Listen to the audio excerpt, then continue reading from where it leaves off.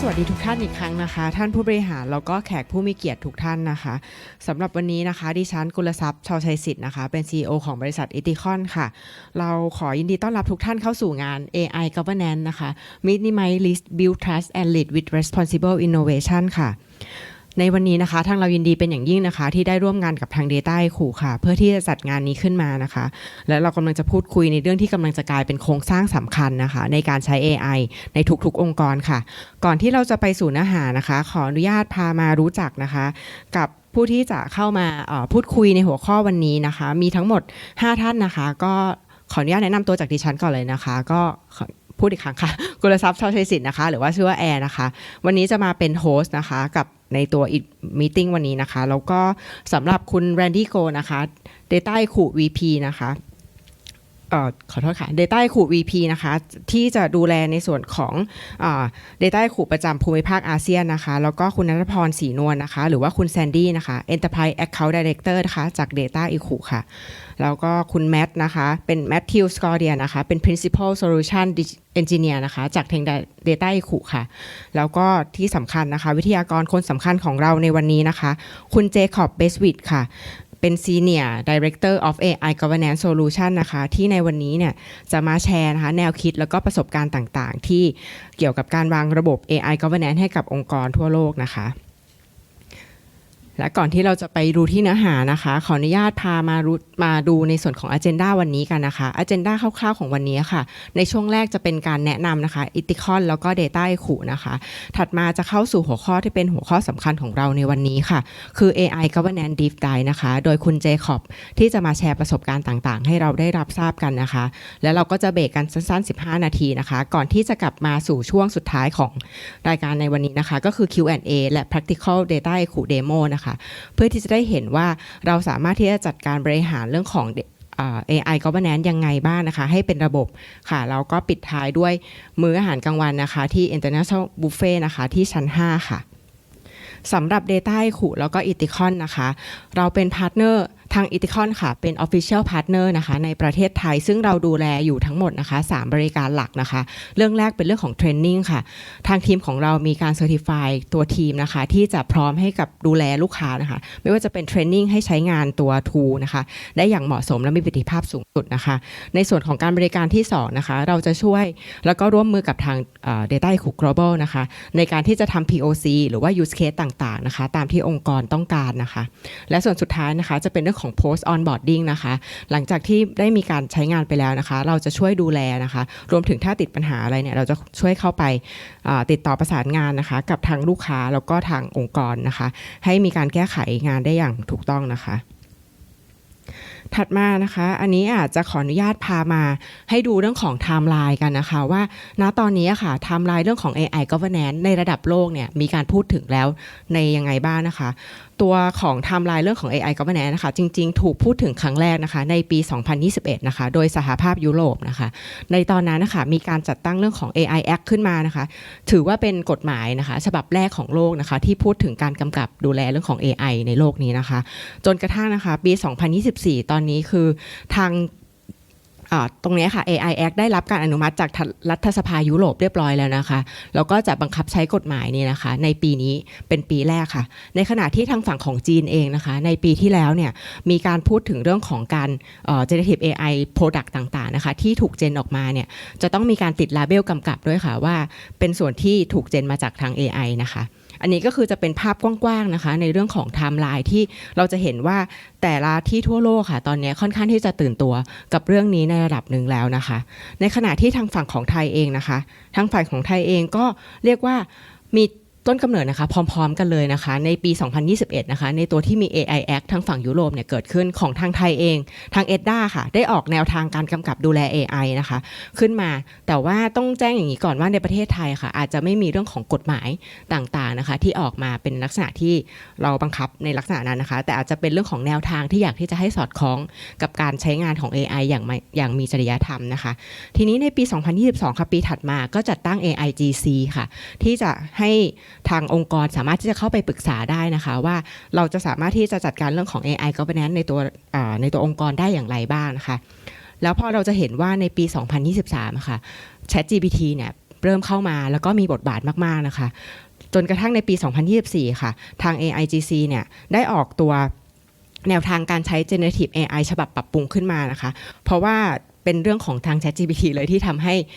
ตัวนี้ค่ะมีการปรับปรุงเรื่องของเอกสารนะคะต่างๆโดยในเอกสารเนี้ยค่ะจะมีตั้งแต่เป็นเรื่องของ use case ต่างๆแล้วก็แนวทางที่ควรจะปฏิบัตินะคะถ้าท่านไหนสนใจสามารถที่จะสแกนนะคะเป็นฉบับล่าสุดอันนี้ดูได้เลยนะคะจาก QR code ทางหน้าจอนะคะแล้วก็น่าสนใจมากๆคือในปีนี้ค่ะไทยเองนะคะเป็นเจ้าภาพกับทางยูเนสโกนะคะที่จะจัดงานในเรื่องของ Ethics of AI อันนี้ตัวงานนี้จะจัดอยู่ประมาณกลางปีได้นะคะอันนี้สามารถติดตามความเคลื่อนไหวได้จากทางFacebook ของทาง EDDA ได้เลยนะคะก็งานจะยังไม่ได้จัดนะคะน่าจะมีไทม์ไลน์ออกมาอย่างชัดเจนในช่วงนี้นะคะแล้วก็ในส่วนนี้นะคะเดี๋ยวแอร์จะขออนุญาตพาเข้าสู่เนื้อหาเลยนะคะโดยคุณแลนดี้โกะนะคะจะขึ้นมาพูดในส่วนของว่า Dataiku คืออะไรแล้วก็มีความสำคัญยังไงในเรื่องของการที่จะใช้ในAI governance นะคะในกับองค์กรค่ะplease welcome Randy Go to the stage ค่ะ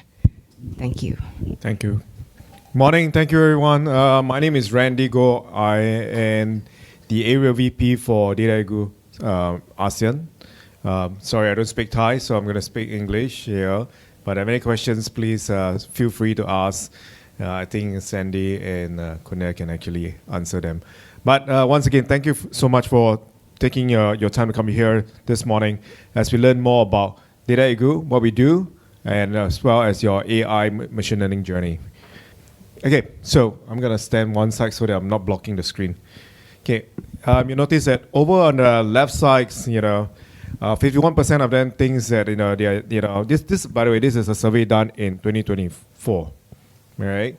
Last year when they did the surveys, 51% says that they don't have the right infrastructure over the next 3 to 5 years. And the lack of the level of visibility in all the AI projects in the organizations.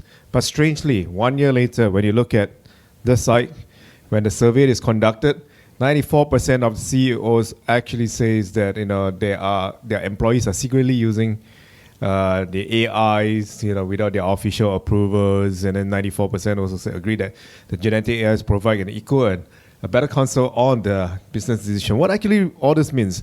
Actually, people are using AI and machine learning, but a lot of companies are not, using this in a very regulated, governance way and secure way. But they are using it. We can't deny the fact that AI and machine learning are actually part of our everyday life. Okay, so with that, you notice that AI is everywhere. Okay, so you see AI not only in your phone, but also everywhere in your life, not just at work, but also in your household. My vacuum cleaners at home has an AI in it. So AI is here to stay and it's part of our life right now. So how does you embed the AI into your everyday work? How do you take this journey and how do you make use of AI and machine learning to make your work better, faster, and make better decisions and so forth? So that's why we are here, right? If you look at the journey in terms of the technology, back in 1995, you notice that the first wave was internet. Some of you who are as old as I will remember internet. You have to connect through the internet roaming device, and you get a t sound, and you know they are connected. You remember those days? Yeah. So those were the technology back then. And then if you fast forward to 2006. You notice that cloud was the next wave. People are starting to use cloud, putting their data, doing their works through cloud, application on clouds, doing analytics work on the cloud. So next wave was actually cloud. And then fast forward, you notice that in our generation right now, you got your genetic AI, and then you got your predictive AI. This is part of the current wave right now. AI is part of the wave that we are embracing. As a matter of fact, there's a survey, a report from looking at 52% of the Fortune 500 companies that used to exist in 2023 no longer exist right now. Now, in about 20 years ago, less than 20 years, 52% of them actually do not exist right now. So it's really important that you take advantage of the technology and embrace technology to make sure that you're ahead of your competitors, to stay ahead of a game, to make sure that companies are growing, and so that the company continues to last. So again, it's really important that you embrace technology. Don't fall into that 52% where in 2003 and today they no longer exist. So, and this is why Dataiku exists. So I'm going to share over the next few minutes, who we are and what we do and why it makes a difference in your AI machine learning journey. Okay, starting from 2013, this is where we started, looking at AI in Paris. That's where we are born. We are a French company. And over the years, you see that we have actually grown over the last 11, 12 years very quickly into 2025. We have more than 700. In fact, this number is growing. Right now, I think we have more than 800 plus customers, and we are actually on our version 13, looking at advanced LMM, and then obviously genetic AI. So this is what we do. But more importantly, what it really means to you as a customer. If you look at it, we've been named as 3-time Partner of the Year with AWS, Databricks, Snowflake. Some of you have Databricks and Snowflake in your system itself. So these are we've been named as the leaders in the partnership with them for the last 3 years. As a matter of fact, I mentioned we have more than 800 customers right now. This number is growing, and then more than 1,000 employees across the region. But looking at it a bit nearer in Asia Pacific, across Asia Pacific we have 4 offices. One in Japan, Tokyo, and then for ANZ in Australia, and then for Seoul in Korea, and for ASEAN we have it in Singapore. We are continuing growing and so forth. In fact, our APJ office is less than 4 years. We'll be growing, and very soon we'll have an office here, hopefully in Thailand very soon as well. And if you look at it in terms of the customer across the Asia Pacific, we have about 110 customers. In fact, this number is growing as well, and some of the customers in ASEAN, you may recognize some of the logos here from Thailand itself as well. So, what the customer says about us over the years, that 700-800 customers been telling us when they use our system, they gain 40% increase in the dashboard building efficiency, productivity increase, 90%. So things like that, they've been seeing profitability is like $6.5 million. So customers have been telling us when they use our system, they've been gaining business value and business benefit, meeting their business requirements over the years. And this is what is important to your organization as well. So you would like to know that we are also been named by Gartner 3 times in a row as the leader in the space. You'll notice that this is where we are. In this space, you see that there is Databricks, Microsoft, AWS, and so forth. They are also our competitors, but they are also our partners. Why so? Right? Unlike the rest of them, we are agnostic to all the different databases where it sits, where the data are coming from. So we are agnostic. So we partner with them as well. Unlike some of them, they only work with their own database and so forth. So we are the only independent, agnostic solution out there, and that's the reason why it's important to embrace that, because when you have a technology change, your database coming from different sources, you want to have the flexibility to work on that. And again, we've been named as 3 times in a row. If you look at it, we've been only around for about 11 years, and of the 11 years, already 3 times we've been in the leaders in this space, more than one third of our lifetime. So what does it really mean in terms of the AI journey? If you look at it in the AI journey, as a typical AI project, first of all, obviously, you start off having your business use case, your business needs, business requirements from here. And then, of course, you go into cleaning your data and so forth, and wrangling your data, and that's where you are. After you've done that, it goes into building and applying your machine learning, building your models, and then looking at minings and visualizations, before it goes into deploying into production your models that you have built. Then, of course, after you build the models, you continue to monitor and continue to adjust to improve your models. And this goes into a cycle. So this is a typical AI project. And if you realize in this typical different 5 stages or 6 stages, including that, AI project journey, you realize that at different stage, a lot of people use different solutions or different tools out there.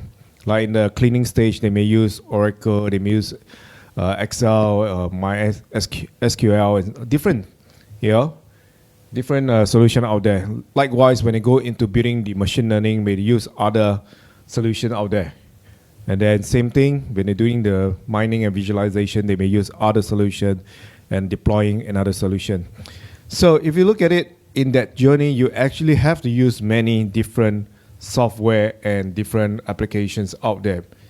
If you do that, not only you're increasing your cost, but in terms of seamlessness is not there. So this is what we offer in terms of where we are, Dataiku. We are actually one single platform that can do all this in one single platform, in one single place, across all the different departments as well. And what do I mean by that?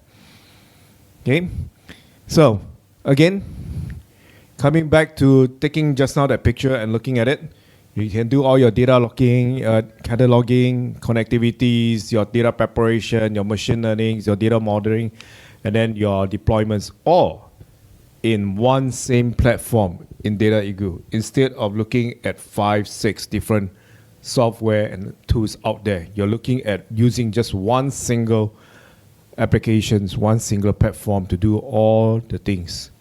Not only you're gaining more efficiency, but also in terms of cost and also the ability to work across the different team as well in one same solution. And also on top of that, if you look at it, you can do your coding, your low code or hybrid that you want in one single platform. So again, what does it really mean? In our organizations, you have people with different personas.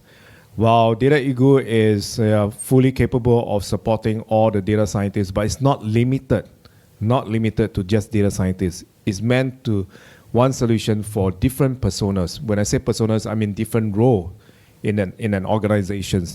People who operate, like the IT folks, they can use them. People who love to do codings, for instance, like your data scientists and so forth, who are experts, or business experts, who wants to use without the coding, or just common people like me, want to consume the data. One single platform that can be used across by a data scientists, data engineers, business analysts, business users, and people like me who only know how to use Excel file can also use it. One single platform, so that they can do all the things that they need to do across one single platform. So again, if you look at it, it doesn't matter where your data source is coming from, whether it's in Teradata, it is in Databricks, AWS, Google. We work with all the different data sources, and this is what we do. Again, we can cut across. You can use low code, no code, or full code depending on your preference. Some people, the data scientists, definitely love to do coding. You can do that. Business analysts may not want to. They just want to do low code or no code or hybrid. So it's across for the different personas, allowing you to do the different things, and then deploying the solutions out there, all in one common platform. But more importantly, it helps you to look at how you can work with the different infrastructure as well. The flexibility is there, working with the different infrastructure that you have, the Gen AI Foundation infrastructure that you have as well, so that you can meet all your business needs. And on top of that, we can be on cloud or on-prem as well, or hybrid. So again, if you look at it, we are the single one platform, which we call the universal AI platform. When we say universal, it's because we can work with any database where it's coming from, whether it's on putting it on cloud, on-prem, and then working with different personas that you have across your organization, different departments, and of course, against all the preference and maturity of the users. So this is what we offer in terms of our solutions in the universal AI platform. Over the next 2 hours or 2.5 hours, my colleagues will share a bit more in depth of our solutions as well as giving a bit of demo and so forth.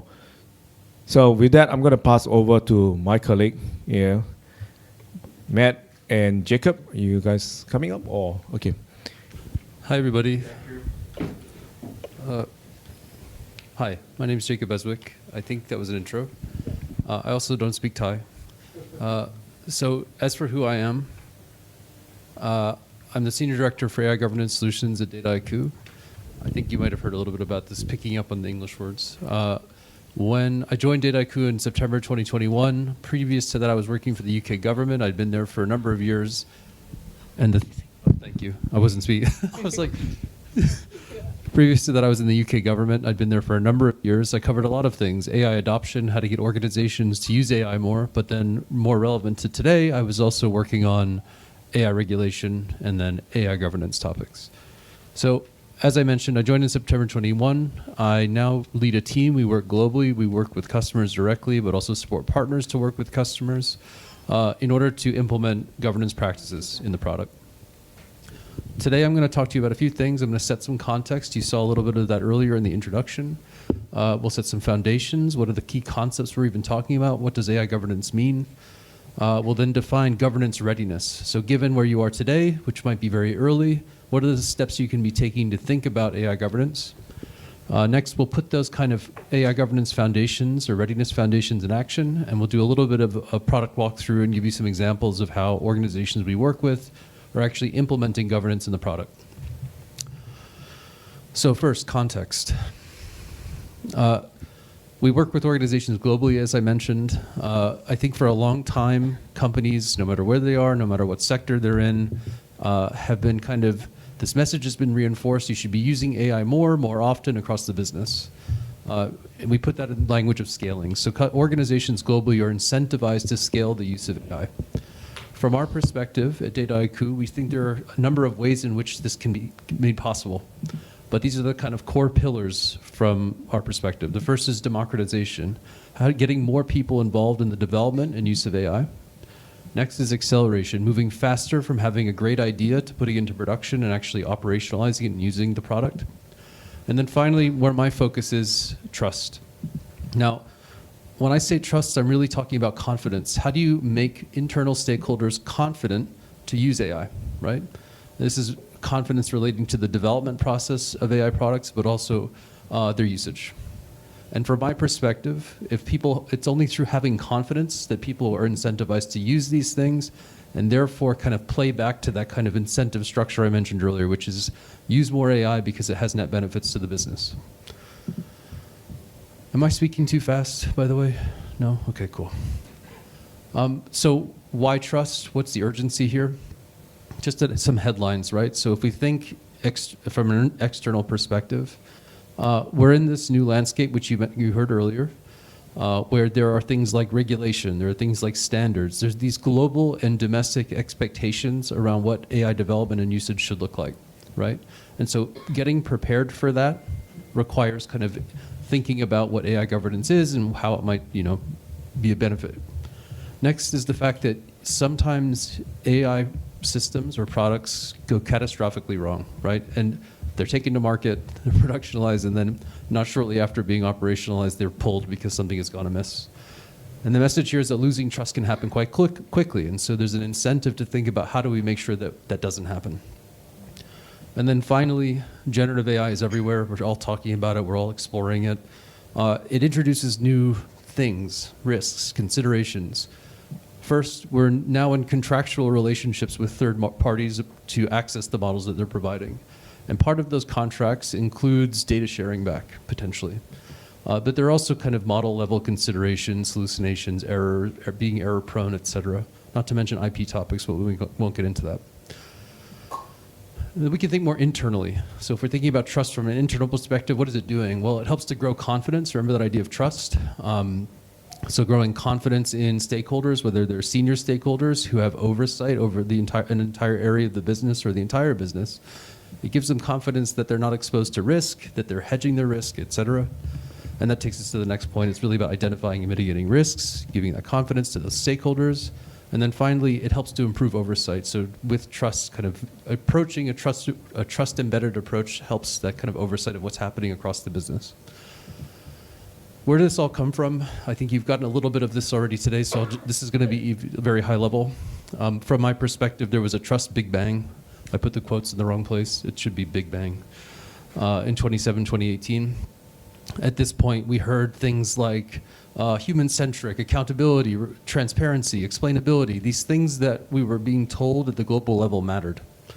And these kind of crystallize into things like principles. So the OECD came out with these, I think, in 2018, 2019. And we were kind of fed this notion that these are things we should aspire to. Over time, these principles crystallized into other things. They turned into things like the AI Act in the EU, into the risk management framework in the USA, into ISO international standards like 42001, but also other things which we'll touch on in a moment that are more close to home. And in this context, when we're being told you should be using AI more, we're also collectively being pushed and pulled in the directions of these principles and this kind of like formalized regulation standards, et cetera. So businesses globally have had to do this balancing act between investing more in AI, but also doing it in a particular way. So if trust matters, how are you supposed to actually earn it, secure it? Over time, we've seen things. I'm not going to go through each one because you heard about it earlier. We've seen things from the EU, we've seen things at the international level through America, NIST, but also domestically with things like ETDA's kind of framework. But when we look at these at a high level, from my perspective, they deliver a number of outputs. One are does this have a pointer by chance? No. Things like principles, so this idea, this very high level notion of what, thank you, of what we should be aspiring to. With NIST, we got this notion of risk management. What are the steps you can take or things you can consider from a risk management perspective? From things like AI Verify, we saw testing metrics standards, these expectations of kind of like, again, activities you can undertake during the development process. And then with ETDA's intervention, we saw structures and actions. So you should have a committee at senior level, et cetera. Now, from my perspective, these are all very important, but there's a missing thing, and that missing thing is process. How do you include all of these things on the left, your left, your right, like consistently? Unsurprisingly, my answer to that is, well, you should think about AI governance, because I think that AI governance, as the orchestration and enforcement of rules, processes, and requirements that align AI initiatives to organizational objectives, can facilitate the integration of that list of stuff, right? So that it is consistently implemented. When we talk about AI governance at Dataiku, we also tend to talk about things like responsible AI. So responsible AI, from our perspective, can meaningfully inform those organizational objectives, the kind of North Star for a governance approach. And we defined responsible AI in terms of securing reliable, accountable, fair, transparent, and explainable models and data pipelines. And you might think, at my company, we've got an AI governance framework. It's beautifully written on a page. The lines are really nicely long, you know, and it has all the content that we think it should have. But from my perspective, that's not enough because it has to be operationalized to have any impact. And so for that reason, when we talk about AI governance, we're also talking about how it integrates into ops processes to make it much more practicable. Okay, these are the main concepts. Now, if I think to the organizations we're working with, their aspiration at a high level might be trust, but the thing that's motivating their investment is kind of related, but sometimes more specific. And so I'll present to you this Venn diagram, which I also called the motivation flower. So every organization I work with sits somewhere on that Venn diagram. Very often, they're sitting in the spaces between the flower petals, right? So never is it the case that an organization is investing in AI governance, navigating these controls, for this reason alone.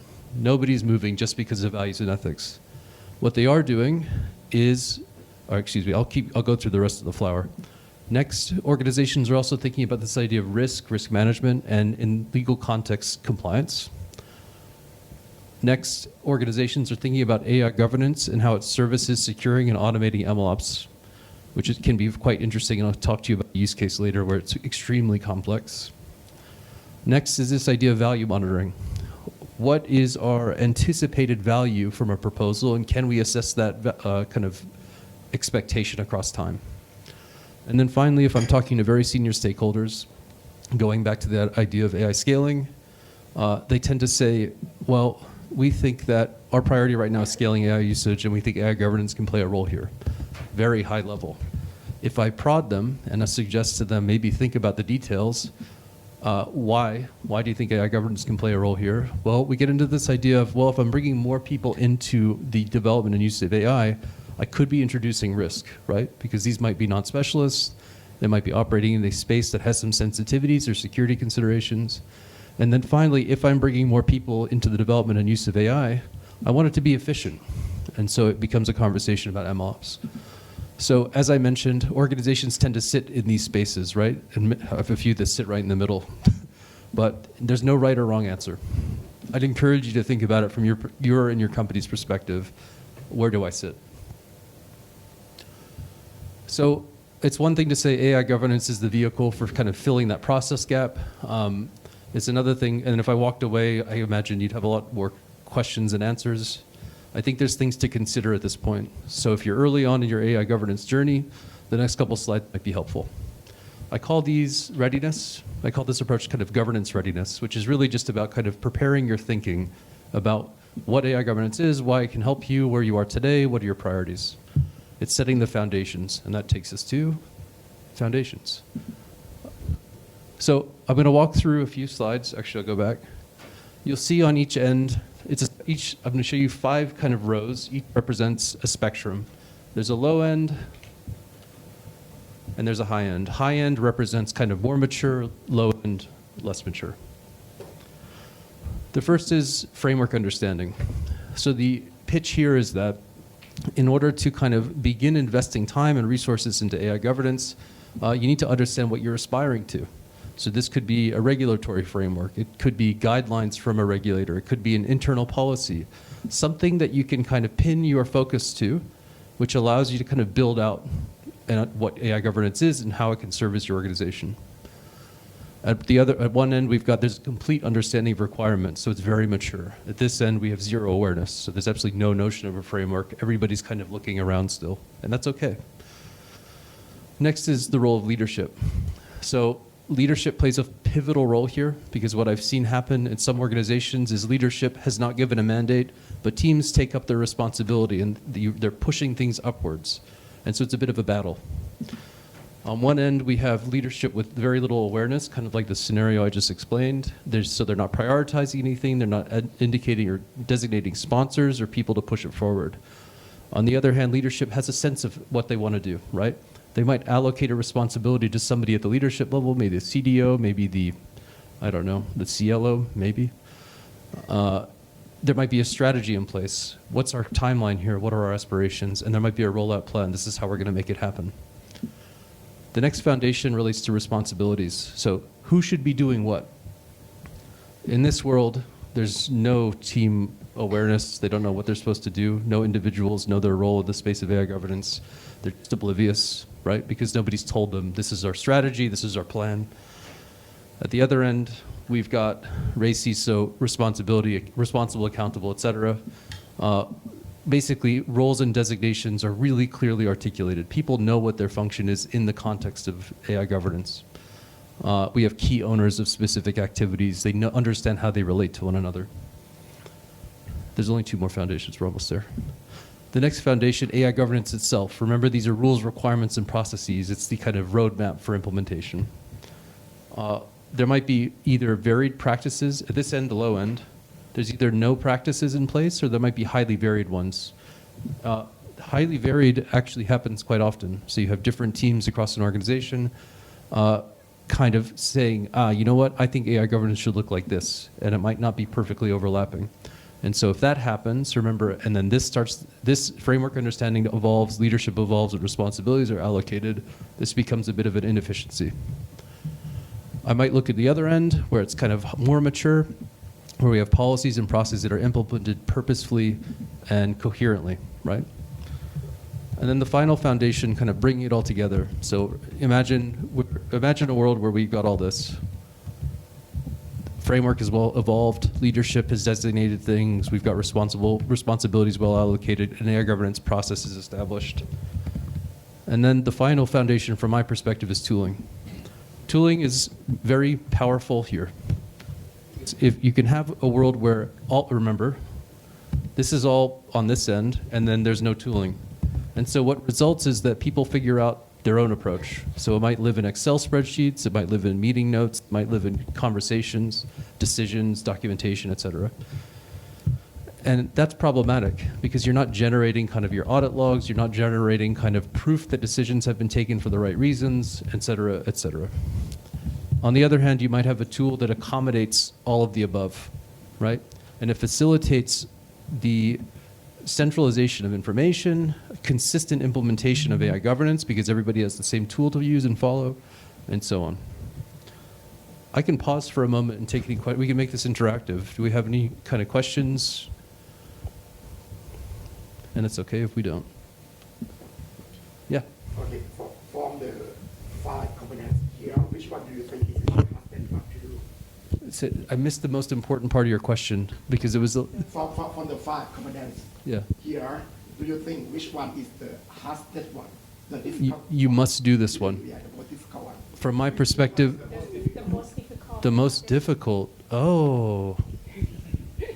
Yesterday we got question, which one we should start first? Today another angle. The most difficult, it depends on where you are, what the context, right? So imagine you have leadership who sits here and isn't getting it. They don't, it's not triggering a thought, right? So you might report up to your CDO and say, look, I think AI governance is important because risk management, because scaling strategy, et cetera, whatever your justification is. And maybe your not saying your CDO, but a CDO says, no, not my priority. And in that case, if it's your conviction that it has to happen and your leadership is saying, no, not my priority, but you know down the line you're going to pay for it, this can become very difficult, right? I think this can also be very difficult. Responsibility allocation, because oftentimes it means people taking on new responsibilities, or differently, you need to hire new roles. They can all have challenges, but I think that basically these two are the kickstart. And if you can't get the kickstart, then you have to kind of strategize, what's the way I can push this forward? And I've seen, look, I'll give you examples. I've seen scenarios where people have kind of defined responsibilities because leadership hasn't told them what to do. I've seen them build out their own processes, and then I've seen them use the evidence they've built up kind of down the chain to push upwards. And this kind of gap has taken a lot of time and a lot of effort. So I would say in the scenario I just painted, that picture, these two can be very difficult. Does that seem to resonate with you? Yeah. Yeah, okay. Good question. Yes? So can you share more on the framework understanding? Yeah. What kind of framework? So what sector do you work in? What area of work do you work in? So what sector? Insurance. Okay, interesting. So I'm imagining that you have regulation you have to follow. So basically that would indicate, so maybe not insurance, but in finance you'd have something like model risk management, or you'd have a specific regulation that helps make sure that the kind of analytics and AI assets that are produced are safe and not putting kind of customer or client finance or assets at risk. So in that world, that can serve as a foundation where an organization then thinks, what if we're using AI here? What should we be doing in that context, given our existing obligations, where we're starting to use artificial intelligence? So that framework can look very different depending on the organization. It can be, again, an extension of your understanding of existing regulatory or compliance burdens, or it can be a company kind of, where there are none, it can be a company kind of values proposal. So a company might say, our company values are, we want to be fair to our customers, we want to do the right thing, or whatever, at a generic high level. And then the framework with respect to AI can be, how does this apply to AI? What does that mean for us? So it's just creating some anchor that you can build on, or foundation you can build on. Another good question. To learn financial statement each company and from the response, I can create an indicator like this company is trend up or trend down. This company is look good or bad. Yeah, for serve our staff to provide a financial product, right? But it have a problem about the response. Yeah, AI governor have to what is the metric of AI governor to detect on the developer process, right? Because from the response behind the response, AI governor don't know what is the developer's prompt, right? System prompt or human prompt. Yeah, no. How can I detect the bias or fairness I'm going to do from this prompt? That's a great question, and I'm going to do this. Sorry, this is unprecedented what I've just done. So that question plagues governance leads, right? Because what you're doing is you're translating framework to action. You're saying what's the value or what's the meaning of actually living a principle. So for example, risk management, fairness, etc. Depending on, I think you're doing business loans, is that right? Yeah. So your principle in this scenario might be we don't want to expose our company to unnecessary risk. It might be we want to be fair in how we allocate finance to businesses. I don't know, like it depends. So what does fair mean in that context? I don't know. It depends on you. It's like you need to kind of think on that. Now, the tricky thing, this is a cop-out answer, but it's truly contextually based. That's what the Singaporean AI Verifies tried to do. They've tried to say, okay, fairness, what does that mean? They've built their own kind of testing framework, and they've established things that organizations can access, certain tests and metrics that help them to make that decision that you've just asked about. From my perspective, that's a useful start, but I think that for your particular business, so what's the thing you're concerned with? What's a particular risk that you're thinking about? Am I giving loans to the right businesses, perhaps? Am I constraining parts of the economy by not giving access to certain finance? Are these things that you think about or not really? Because I think the response from AI is effect to this company, right? If bias this company about financial statement, the real data, if I act as human, I think it's good, but AI response is so bad. Yeah. Yeah. So that means the AI governor have to metric to detect on the developer process, right? Yeah. To see what is the system prompt. And you'll see. Okay, so you're now getting into a different space, which has nothing to do with this, and in fact has to do with what we're going to talk about later, which is the process element. What is the governance function in looking at my data scientist activity and the decisions they've made when developing an AI model? So that's a great transition to the next couple when we do the demo, and we can talk about that then. Can I encourage you to ask that question when we show you the product later, or remind me of that question? Okay. Thank you.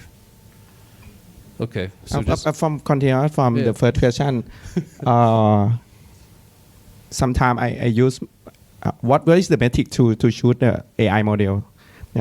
Some model I use OpenAI. Yeah. Some model I use DeepSeek, right? Yeah. Maybe DeepSeek bias for Chinese company, right? How to detect? So developer should use DeepSeek or OpenAI or Claude. So what you're getting at is how do you evaluate models and their performance, which is a governance topic, and it is something that we can talk about in the demo, and that Matt will talk about in the demo. He'll show you basically how Dataiku can facilitate that. In terms of at a very high level, one of the things that I know is happening in the testing space for generative AI, there are different methodologies coming out. And in fact, this next month in May, AI Verified from Singapore again will come out with methodologies for evaluating the use of generative AI in certain applications. One of the things that I've debated the guy from AI Verify, one of the things he's going to be doing, he's coming out with one methodology, which is, I don't know if it's triangulation or if it's just basically executing a function using a generative AI model and then testing that output against the same function that's using a different model. So basically, you're doing this comparative analysis, but you need a human in the loop there, right? You need the human to be able to make a determination, this one is better than this one. Now, what are they basing that on? Well, that's part of that framework, right? And that's part of how you kind of like be systematic about how you do your evaluations. It's a great question, and it can get very technical very fast, so I'm going to move on just because I think we could talk about that for a while. But very good question if you haven't thought about it. How do I evaluate performance, but also outputs of certain use cases in this situation, including generative AI? If I go back here to my foundations, remember this is for early starters. We'll think about them in two big buckets. The first bucket is organizational foundations. So I would argue that things like frameworks, your leadership positioning and being informed, responsibility allocation, and AI governance process development fall into what I would call organizational foundations. Largely, these are change management considerations. How do I build a program of work that has senior leadership bought in, people participating, and some notion of how it can be operationalized? The next would be technical foundations. So this is basically, is my AI governance process addressing your question, executing the technical, and is it exhaustive? Is it covering us? And then a tooling foundation, which is, do we have a means of systematically implementing it? Okay, cell phones go up. I was going to wait. So let's look at the foundations in action. We're kind of nearing the close to the end of the demo. So in a world that there's only data scientists, right? So just 1 or 5 or however many data scientists. From our perspective at Dataiku, they're motivated by acceleration. So that's the idea of all their priority is to build and ultimately deploy. But in this world, and we see this time and again, what's missing is everything that I just walked through. The foundations are not present necessarily, right? Because leadership isn't involved, et cetera, in this hypothetical universe of only data scientists. I'll move along. Now we think about where a governance framework exists. Imagine all of the foundations are in place. In this world, I'm going to give you a stylized example. You still have your build to deploy. We know MLOps, right? We have this sequence of activities. You're doing your dev, you're doing your deployment, you're kind of getting feedback on operationalization, and then you're kind of going back to your development just to make sure that the model or the AI system is performing to expectation.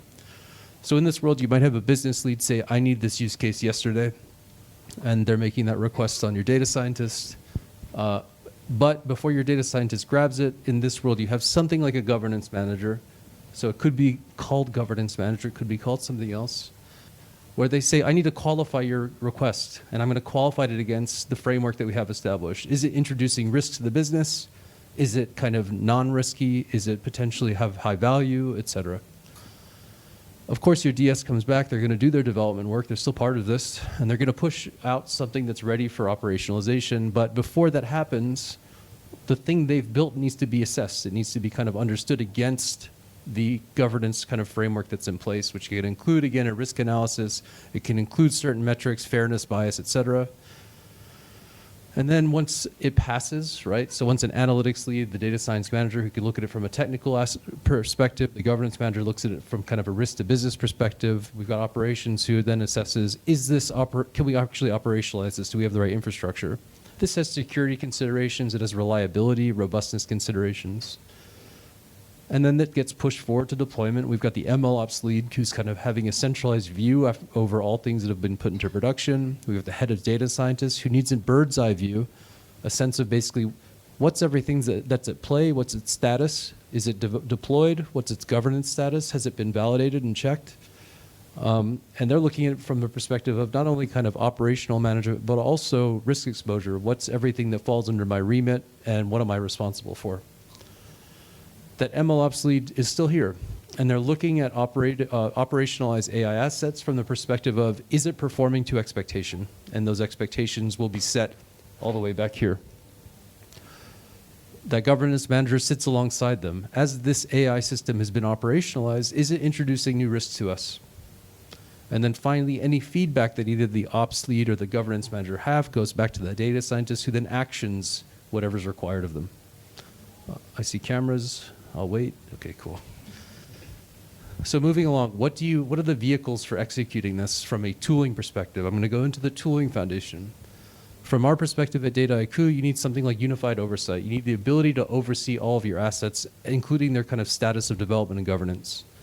Next, hopefully I've given you this impression with the last slide, we truly believe collaboration is fundamental. Remember, the kind of responsibilities foundation relates to collaboration.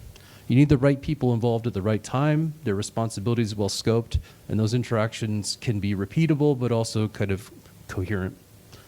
Next, you're going to have different kind of use cases, which means you're probably going to use different kinds of technologies, whether it's just analytics, simple AI ML, complex AI, ML, generative AI, etc. You're going to need to be able to treat them all equally from the perspective of governance. And then finally, you need some way of adapting different governance requirements, or excuse me, imposing different governance requirements depending on the use case. So you might have use cases that are focused internally, things on HR, perhaps some kind of like calendar optimization. Perhaps those don't require a lot of governance. Oh, HR might.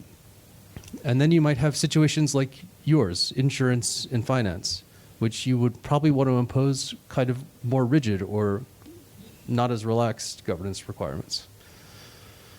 And then next is this idea of this should all be integrated in the same place. So your development work, your deployment work should be bound up, immediately, like quite closely knitted with your governance activities. Because if you create gaps, if you create a space between what's governance and what's development, you're introducing, again, from my perspective, risk. What does it look like? So at Dataiku, you've got different nodes. Matt will talk and show you these. You've got spaces where you do your development work, the design node, your deployer, which helps set you up to actually productionalize your AI systems. So in this space within Dataiku, you have governance capabilities embedded.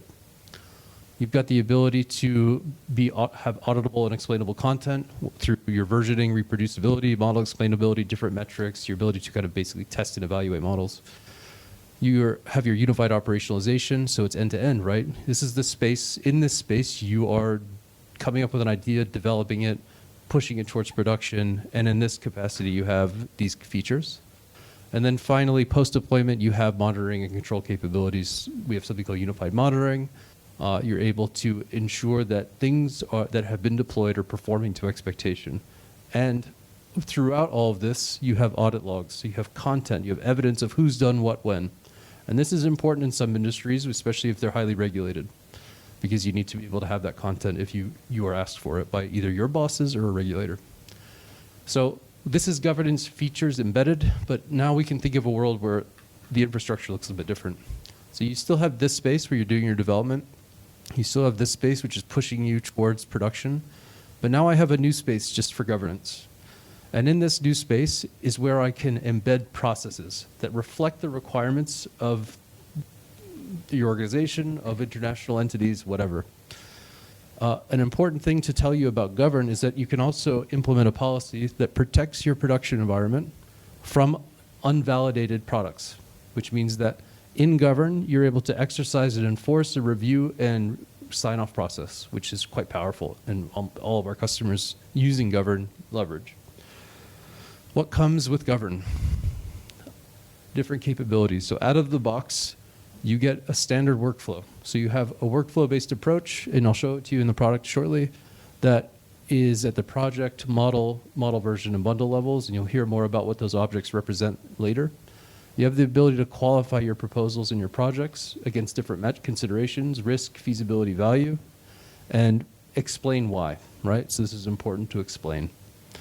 You have the ability, I told you about it already, there's sign-off. So you have reviews, which you can basically get specified parties, whether they're from IT, the business, whatever, to reflect on your project and make a determination whether they support it or not, explain why. And then you have a single accountable party. It could be the head of data science. It could just be the manager of the data scientist working on a project. That sign-off is so powerful because it is the thing that protects your production environment. You have different kinds of registries. So that idea of oversight over all your assets is enforced. You have model registries, bundle registries, and then you have your project registry.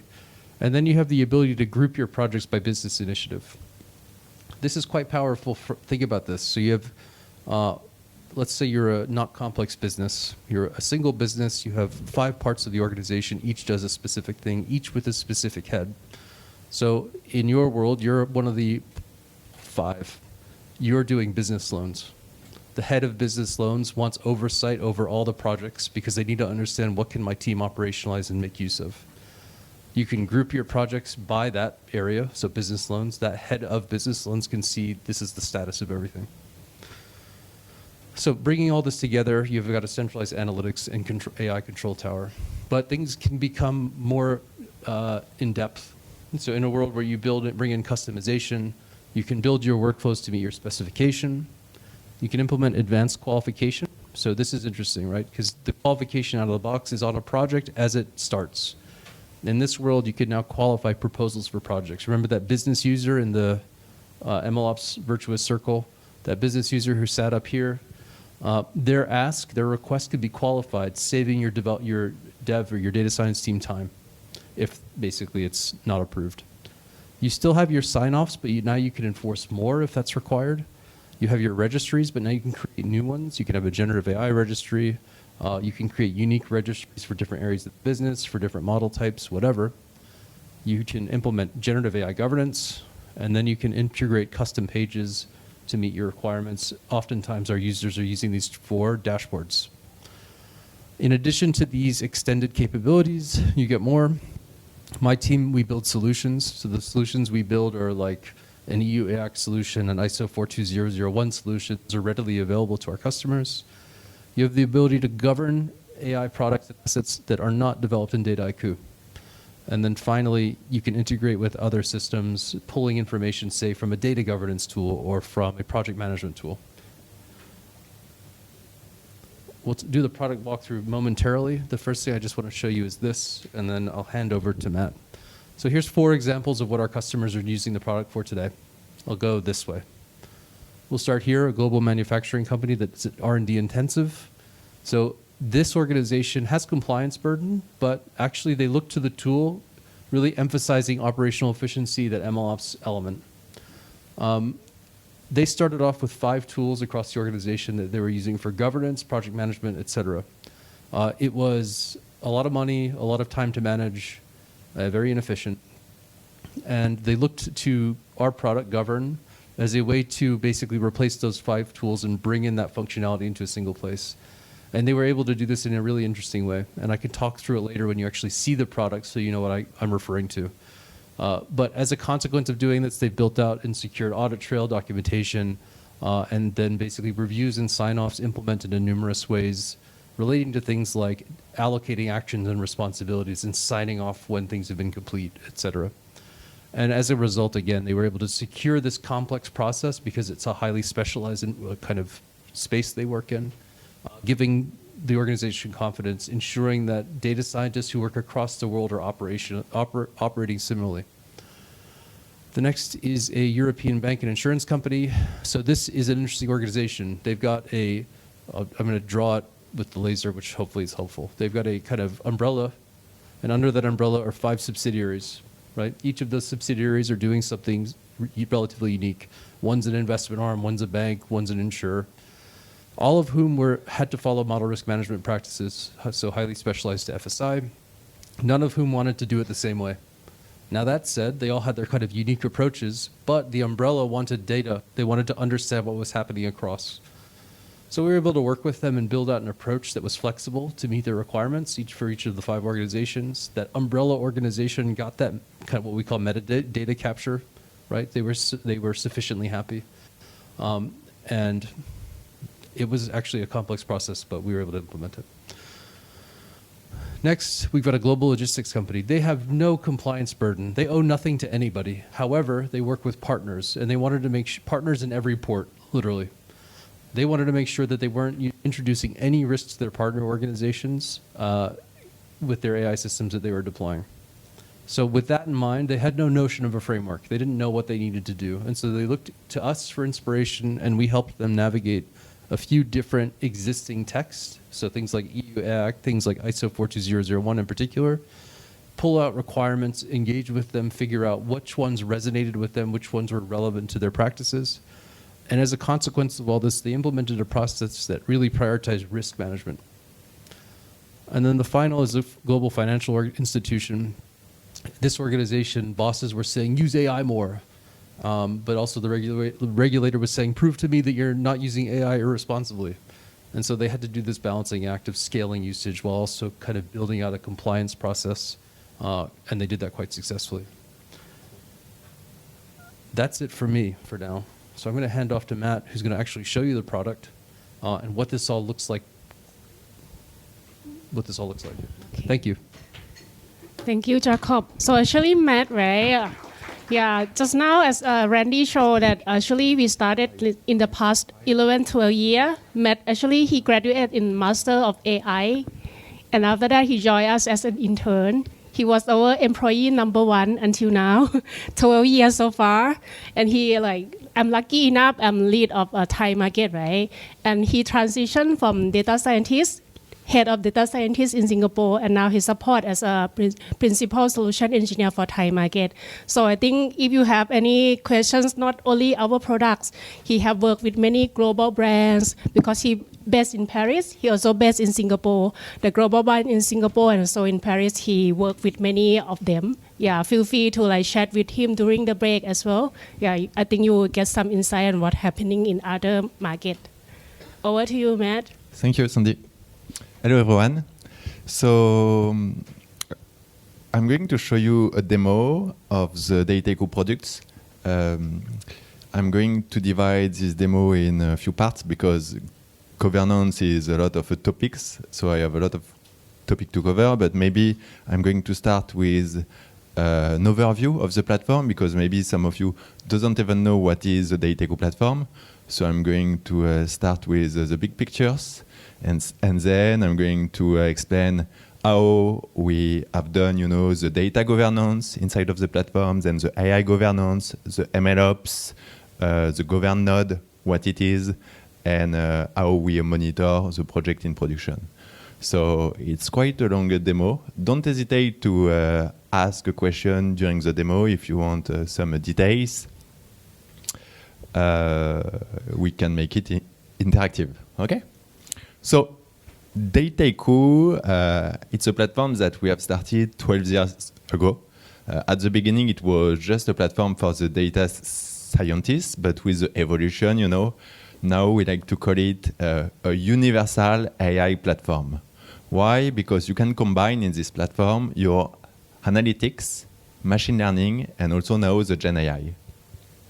So I'm going to show you what's the value, of having this type of universal AI platform, why it's interesting to have a centralized platform to cover all these topics. So this is the interface of Dataiku. So it's a web-based platform that you can install on your own cloud, or you can use our own clouds. And one of the unique value of this platform is to be a collaborative platform. So we want, to bring in this platform the data scientists, but also the data analyst, because you have a lot of features, low code and no code, and also maybe some governance manager. So I'm going to show you a project, a fraud project, where you have all the steps, of this universal platform. So what you see here is 3 flow zones, and inside of the flow zone you have the data pipeline. So each blue square here is a data set, and between each data set you can add some recipes. So I'm going to start with this one, which is the data preps and analytics. In Dataiku, you can add some visual recipes to process your data. I'm going to zoom in maybe. So the concept is that you will be able to access the data from any data sources. Databases, yeah. So I used to tutor a lot, when I was a kid. So I still have, some tutoring. So if I do this, I just need to breathe down, and keep going. So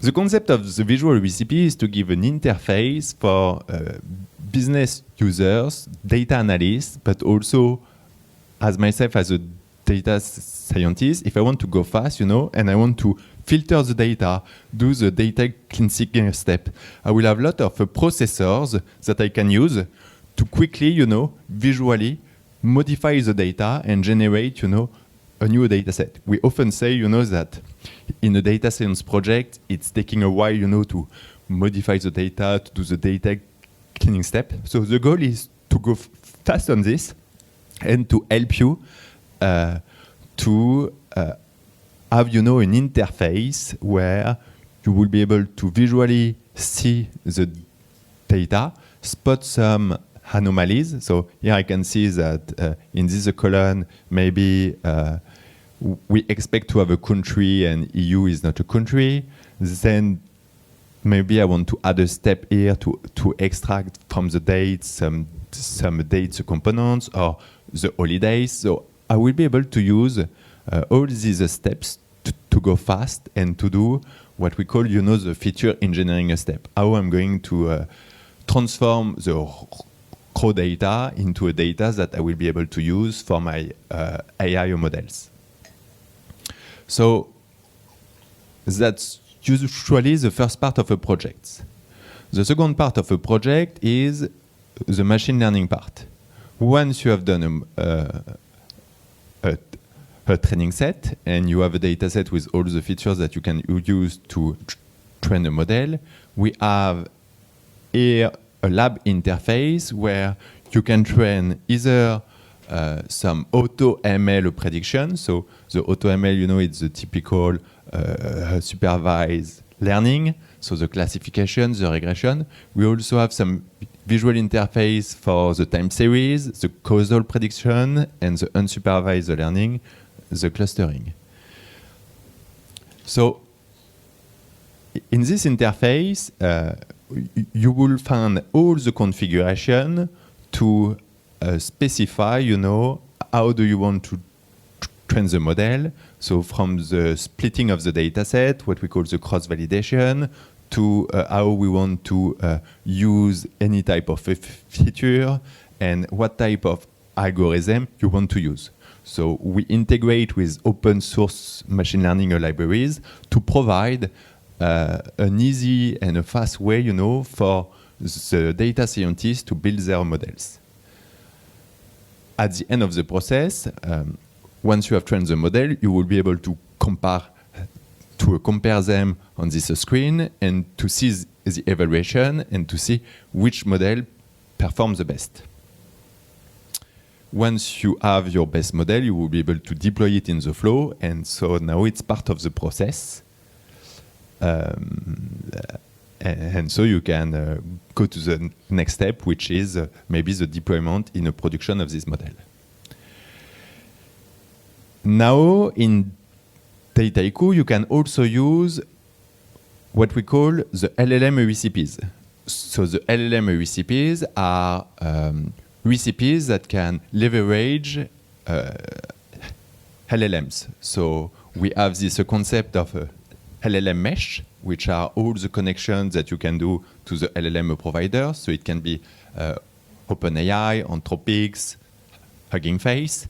And you will be able, part of the flow, to use some prompt recipe, to do some text classification or text summarization, maybe also to fine-tune one of the models that you have or to evaluate your model. You can also build your own agent. So an agent, it could be like, here I've done a fraud AI agent to use the output of my prediction and to make a chatbot to explain where, when there is a fraud, why is it a fraud? Can you tell me based on the feature why you think this probability is high and why you think it's a fraud? So in the end, the output of this project is inside of a dashboard. And inside of the dashboard, I have two slides. the first one is this type of a chatbot that is going to use my AI agent. So I can input a specific transaction ID, and I'm going to ask my agent to use the machine learning model I've built to tell me why he thinks that this transaction, this specific one, is a fraud. The agent will have access to the data, will have access to the models, to the feature, and will be able to interpret based on all the data he has in a language, a way, and to tell me why he thinks it's a fraud. What's interesting also is that if you have some documents, like a PDF that explain, the concept of a fraud, you can also, connect your agent to this type of documents to give some context to the AI. So the AI will know what are the typical pattern of a fraud that you have, because it will have, this specific context each time that I'm asking a question. So that's an example of a dashboard. Another example of a dashboard will be to monitor, all the fraud. So you can build also this type of interactive dashboard just to monitor all your projects. So this is what I would call, a universal AI project in a Dataiku. Do you have any question on this? This for you the governance process to the confirm, check, or deploy in the process. You can explore more. The governance process, you mean? Yes. Okay. So actually, I plan to cover all the governance steps later in the demo. So maybe I keep your question for later, okay? Okay. So maybe it's a good transition. If no one has a question, I'm going now to show you really how I will do, the data governance, the data and AI governance of this project. Okay ครับ Yeah. I have for machine learning the evaluation method we can use A1 score or accuracy or mean square errors for example, Yes. right? But for the AI response, Yeah. I found some framework about Rubik's score, to evaluate about effectiveness, reliability, Yeah. Multi-turn consistency. Does Dataiku have this feature or not? Yes, so we have what we call the evaluate LLM recipe, and the evaluate LLM recipe is going to use specific metrics to evaluate the answer of the chatbot, for example, or the output of the LLM. So some of these metrics can be the answer correctness, the answer relevancy, the faithfulness also, to check if there are some hallucination in the LLM output. And usually, to be able, to compute this metric, we will use the LLM as a judge techniques. And I think it was a feedback from Jacob. You may want, to not use only one LLM as a judgment, but maybe 2 or 3. Because each LLM is going to give you a different answer, maybe. And so the fact of having this kind of triangulation is going to improve, the stability of the output. So the goal of the platform, with the LLM mesh is to easily swap from one LLM to another one, and to give you also an interface if you want to start to compare. In the prompt studio interface that we have, you can select multiple LLM. So it's an interface where you can just write a prompt and see the LLM output. And so once you have chosen multiple large language model, you can choose to compare and see for the same question what would be the answer of GPT-4o Mini, GPT-4o, and GPT-3.5 Turbo. And so you can start, to have a feeling of which LLM works better. And so especially if you start, to fine-tune your own LLM or to use agent, you want to make sure, that you can compare and see the improvement. So here it's the first way. Another way is to do, if you start to have, in the chatbot, a lot of conversation, to use the evaluate LLM recipe and to see, if you manage to improve the chatbot performance over time. So the first thing when you start a project in Dataiku is to access to the data. And an issue, when you work in an organization is that the data can be scattered, in many places. How do you know, which data set to use at the start of the project? For this, in Dataiku, we have this concept of a data catalog and data collections. The goal of a data collection is to put the important data set of the company inside of a collection. So if I want to start a project that is going to use the weblog, I know that the important data set and the ones that I must use are inside of these data collections. So I will be able, to organize all the data of my organization in this type of data collection, and everyone will know where to find, the data I need to start the project.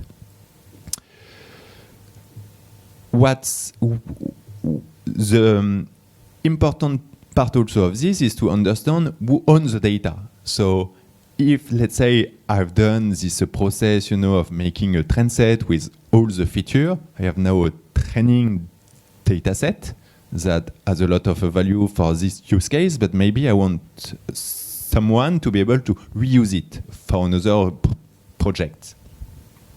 So you want to make sure that you can put all the metadata on this data set, like a description, some description also on the column, and to assign what we call a data steward.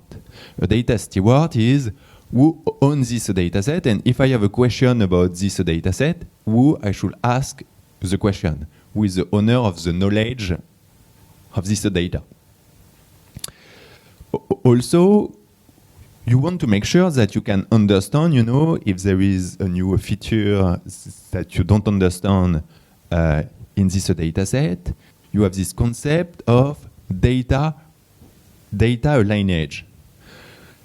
The goal of this is to understand how each feature has been computed. And so we provide a visual way to go back, in the flow and to understand that the features that I call the benef rank come actually from other features. So I can just go back in the flow and see that this feature has been made here in this window recipe, combining the date and the ID company to generate the benef rank. So the data lineage also is going to help you, to have trust in the feature because it's not a black box. You can just go back in the visual recipe and see how it was computed. Another important concept when we talk about the data governance is the data quality. And on each data set in Dataiku, we have this interface where you can add some data quality rules. Data quality rules, it can be, for example, to check that you don't have any missing value on a feature.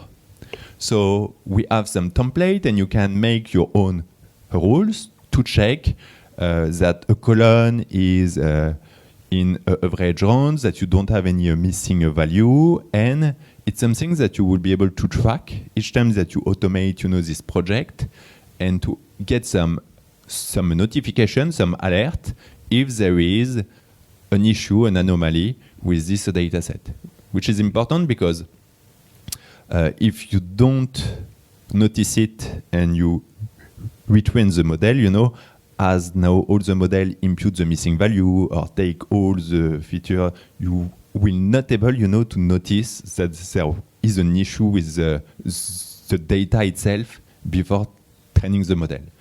So the data quality is a really important topic when you are in this process of building a model. We have the same concept of quality on the model part. When you build a model, you want first, to be able to evaluate. So I'm going to switch now to the topic of AI governance. So from data governance to AI governance. The topic of AI governance, I'm going to split it in multiple things. The first one is how you make sure that the models that you have built has no issues, no defects. In Dataiku, we provide some, the first thing that we provide is some debugging tools. In the debugging tools, we are going to help you, with some heuristic to spot if there is like some overfitting, some leakage, and it's going to give you an alert, at the end of the training saying, oh, you should check maybe this model because we notice that the training performance is too high compared to the test performance. This is the first thing. Also, when you are going to check, the results of the model, you want to be able to check the fairness of the model. What is the fairness of the model is to make sure that on a subpopulation, so let's say that I have a column with a gender or a nationality, you want to make sure that the model behaves the same maybe based on the nationality, that the model doesn't have any bias. So you will be able to split, so here I'm taking an example, by maybe the nationality and to have some screen, to understand the performance of the model based on this subpopulation. We have also some model fairness report to help you, to see on some of the fairness metric to see if there is some issues. So here you can select a sensitive attribute, like the nationality, for example, and say that this specific nationality is there, some demographic parity compared to the other type of nationality, and are you going to put in production a model that is going to be a bias? Okay, so based on the conversation I had, I just want to add some few clarification. The first thing is that the Dataiku platform can be used for any type of use case. As soon as you start to have some data that you want to analyze, it can be to build a dashboard, to build a model, but you can also not wish to build a model. You will be able to use the platform, and we provide also some project template. It's called the business solutions, and the goal of this it's plug and play projects where you just remap with your own data. And so for the most common use cases, like if you want to do some credit scoring, some customer lifetime value projects. So you have a lot, and it's classified by industry. You will be able to use this to go faster and to have a first project that you can use. That's for the first clarification. Another question I had during the break is how do we connect to the data? And maybe I skip this part in the demo. The Dataiku comes with a lot of connectors to connect to your infrastructure, and one of the value of this tool, is to be able to leverage the infrastructure. So if you have a Snowflake, if you have a Databricks, each time you are going to execute a visual recipe, is going to execute it in Snowflake or in Databricks. We are going to leverage the infrastructure. We don't want, to bring back all the data because it can be billions of records on the server. We really want to make it efficient. So that's for the parenthesis. So I was about to say, that to give trust to my managers, to Jacob in my model, maybe something that I can do is to export, the documentation of the model.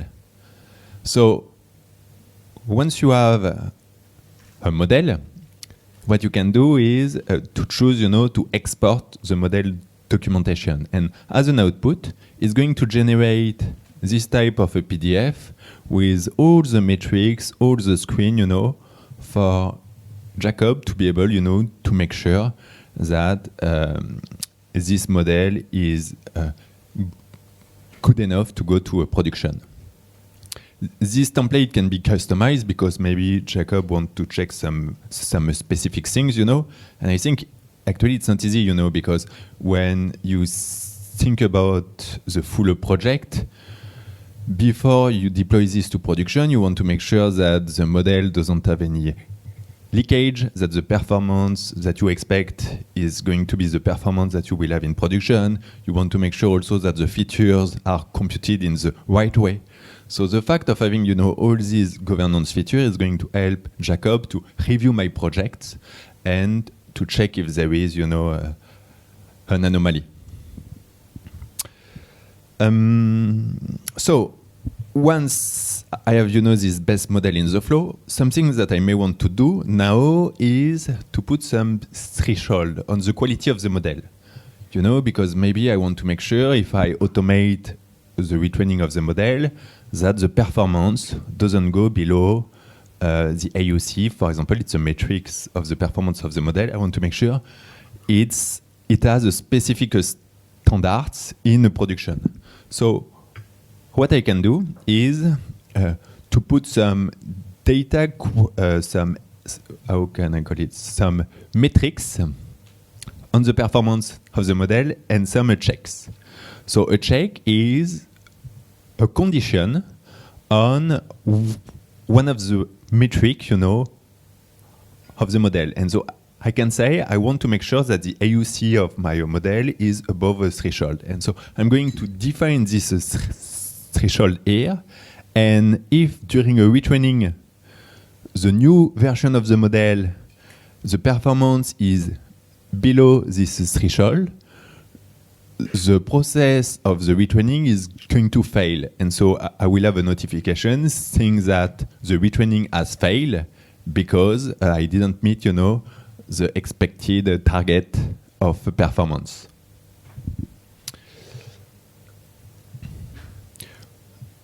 Once this model, is going to be updated, maybe every week, every month, you want also to be able to evaluate, this model.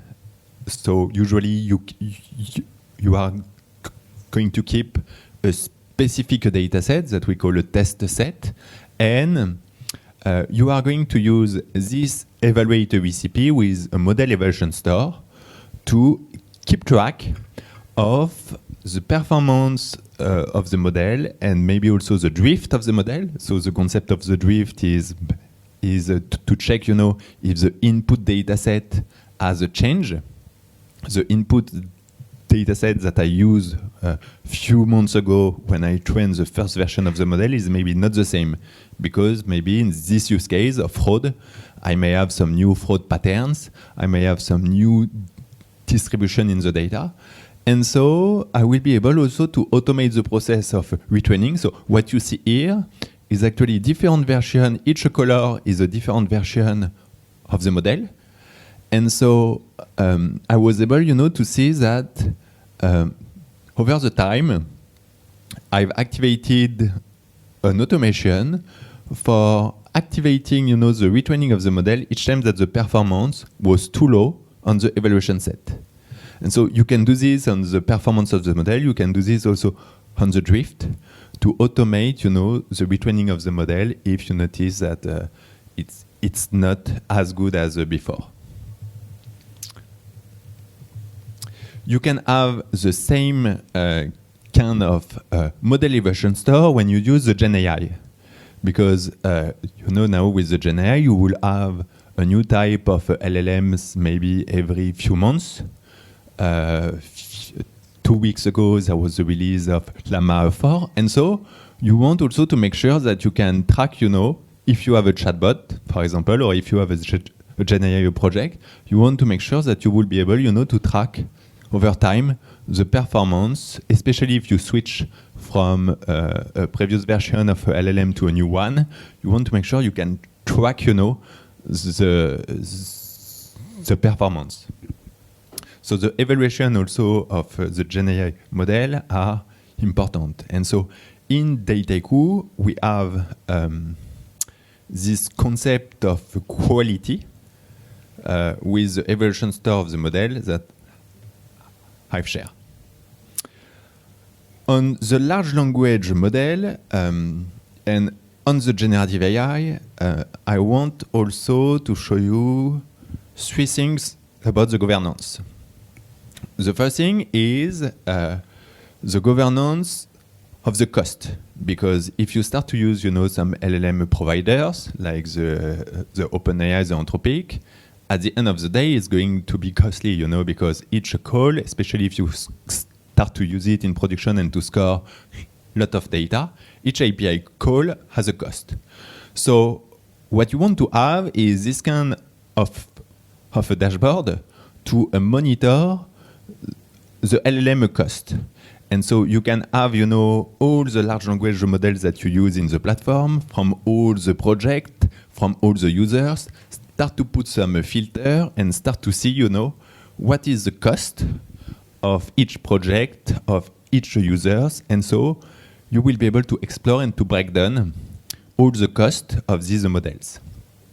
So that's what I would call maybe the cost governance. You have also the safety governance, because when you use this large language model, you don't want the user in the prompt to start to put some sensitive information. If you use an agent, maybe you want to add to your agent what we call a guardrail. In the agent interface,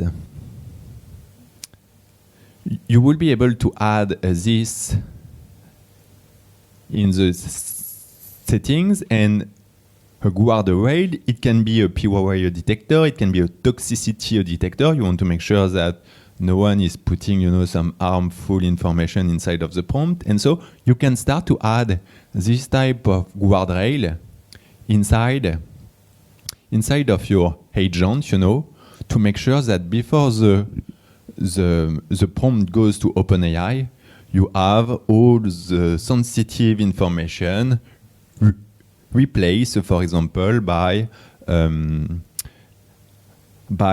placeholder or just to reject the query. So you have different configuration, that you can put to make sure that you respect, and you don't send the sensitive information. So it's an important concept also for the LLMs. Any questions about this?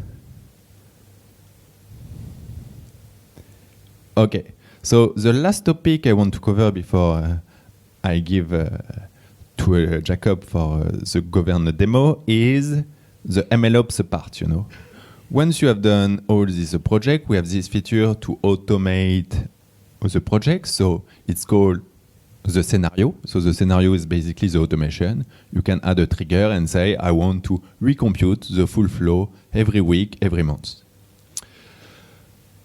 Once you have done this, you don't want to leave this project here on this interface. This interface is what we call, the development interface. You want to push the project to the production node. So in Dataiku, we have this concept. It was a part of the slide of Jacob, where you are going to work inside of the design node to design the project. And when you have your first version of the project, you want to be able to push the first version to the production node. Maybe actually you want to validate first the project in a pre-prod. So the goal of the pre-prod is to simulate the production. You are going to push the V1 of the project into the automation node, the pre-prod one. Maybe make sure that you don't have any issues. And if everything seems okay, you will be then able to push from the design to the automation node. And if you have a model that you want to push as an API because you want to do some live scoring, it's the same. You can push your model to the API node, pre-prod, and then to the production. So how does it work? We have this concept, so it's a Dataiku concept, this concept of a bundles. A bundles is a snapshot of the project, and so I can make a new bundle each time I do a new version of the project. So here I can do the V2. And inside of this bundle, you will have all the configuration of the project. So basically all the configuration files of the visual recipes, the machine learning models, the Gen AI agent, everything is a package. And you can make a bundle, so it's going to export, all the codes from all the recipes, all the objects. And then you will be able to push this bundle to the automation node. So I show you, so maybe I'm going to abort this one. But here I have the V1 that I can push on the deployer. What's interesting here is that I can have this governance status because you want to make sure that you can govern the bundle, And this is going to be in the demo of Jacob. You want maybe to attach, all the documentation, all the governance framework to make sure that I have the sign-off, of this bundle before I push it to production. So I'm going to publish this on the deployer. The deployer is this interface that makes the link between my design node and my automation node. And I will be able to push this bundle to a production. So here I can see my product project that I can push maybe to my production environments. I do this. Oh, here I have an issue. Governance status. It says that my bundle must be approved before I will be able to push it to production because I don't have the sign-off yet. So maybe I will be able, as a data scientist, to push it to pre-prod, but I can't push it now to the production. And so that's where Jacobs come in, is going to have to validate, my bundle, and for this, it will go to what we call the governance node. Thank you very much. So you've seen the design node, you've seen how the design node interacts with production environments. Now, in practice, your development and your governance kind of sit side by side, but for the sake of a demonstration, we do it one after another. So this is your govern node. This is the kind of central hub I mentioned during the slides earlier, where your kind of governance framework is implemented. I'll walk you through a few things. The first is your homepage. On your homepage, you have different routes you can take. So I have my governable items. This syncs with my design nodes. So basically, as soon as a project is created, it shows up here, and I can basically take the choice to govern it using a governance framework. Clicking this button, I can collect, it's called a template. This represents a governance framework. You see I have different options here.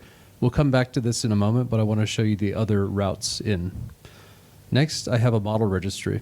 So again, this is organized by project, but I can see all of my models in the model versions. I can see their governance status. I can make a selection on a metric to focus on to give me kind of a bird's eye understanding of performance at this point.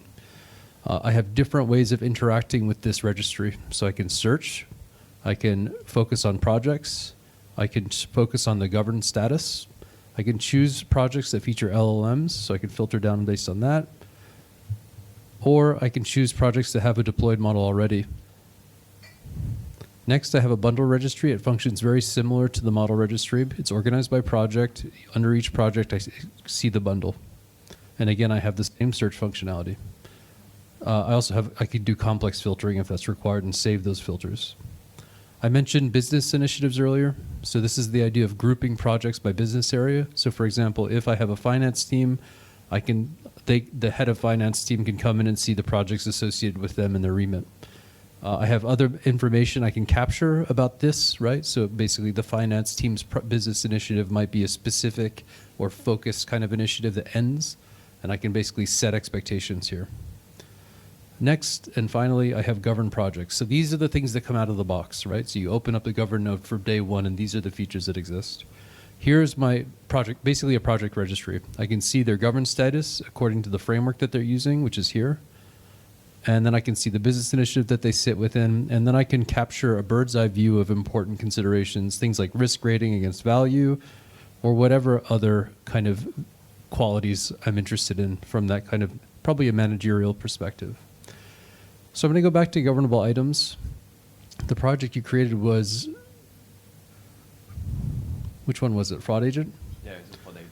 So basically, I know that this fraud agent project is trying to be pushed to production. I want to govern it. So the first thing I'll do is I'll select that template. I'm going to show you the standard template first, and then I'll show you very quickly how you can build out customizations later. So I select the project template. I want to govern every object that sits underneath it. When I say object, I mean bundle, model version, agent, etc. Before that, I want to select the business initiative. So I will put this into finance. I'll select the templates here. Standard, standard, and again, standard. What you'll see over here is I can make a choice, right? So basically, you saw the idea of creating versions. So I can make it so that automatically this will govern every following version or every bundle version, or model with the same framework. So I can click override, and in this way, you get the idea. I won't do it because it'll just take time. I'll govern it. I'll go there. And now I'm actively governing from a process perspective that whole exercise from development to production. Again, this is the standard framework. This is the kind of rudimentary framework that all customers have access to. You'll see that I'm at the project level, and I've got different stages. The first stage I have, well, actually, I'll talk to you about the overview. At the overview level, this is important information I want at a high level. I can see the business initiative. I can designate sponsors. I can describe the purpose of the project. I can upload any relevant documentation, perhaps that business user request for this project in the first place.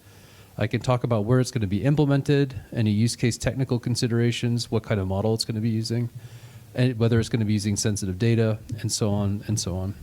I can also designate, these are quite important actually, these are the reviewers who will play a role later on in the review and sign off of the model versions and bundles. I'll go into the actual workflow. The first step I'll take is exploration. So perhaps this is what the business request was, how I'm planning to address it, what are the things I'm going to be undertaking, and perhaps providing any supporting documentations as an upload. I can provide some qualification. These are my considerations here as the governance manager. And from my perspective, a fraud agent could be quite risky, right?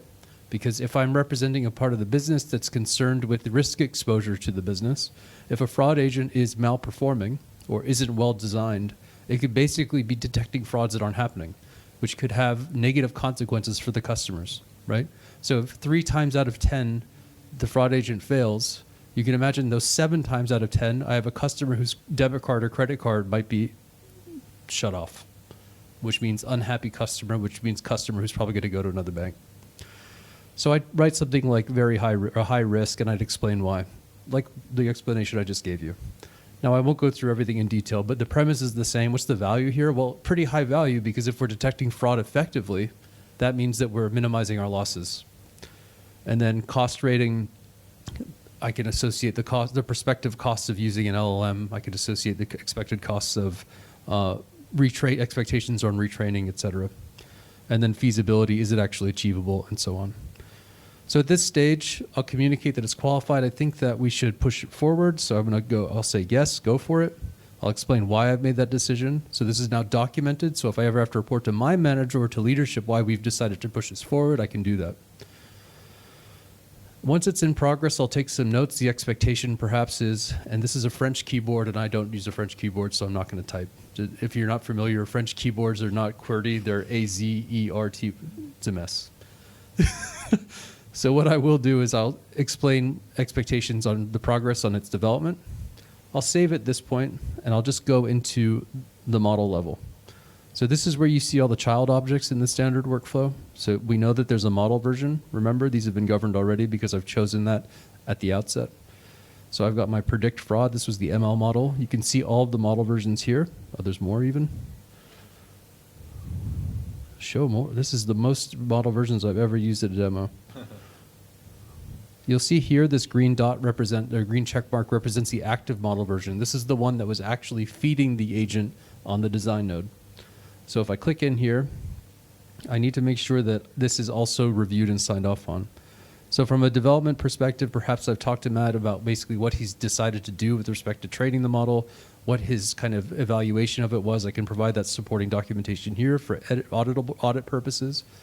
And then we can do a review sign-off. So I can bring in IT and Ops to basically look at this model version and make a determination, yeah, this is not risky for our infrastructure. We can implement this. I can have the risk or compliance person come in and say, yeah, this model version isn't dealing with sensitive data. We're not concerned with this, whatever their kind of framing is, and they can provide their review and sign-off.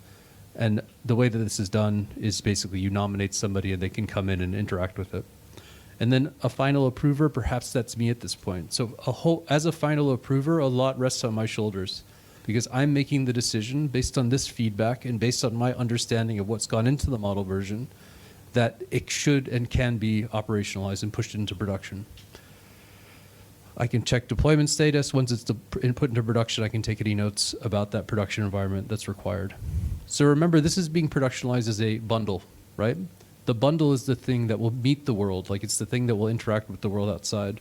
And so for that reason, in addition to that model version level governance, I'm also going to go into the bundle itself, and I'm going to do the same thing. I have a sign-off, review and sign-off process here. I'm happy with how this model version, this ML model interacts with this agent, this Gen AI model. I'm happy for it to go into production. I can review and sign off on it. The reason I'm not going into it is because I want to show you other things. So that's standard. That's the very de minimis approach. The way we work with customers using standard is they'll have an idea of what they want to do for governance, right?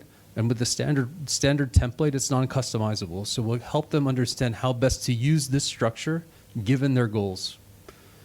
Then we have customers who have very well-articulated complex requirements. I'm going to show you a few things we've built with them just to show you how flexible the product is in accommodating different governance requirements. So you remember governance in the govern node starts here. This is a project, it's synced, it's not yet governed, I govern it.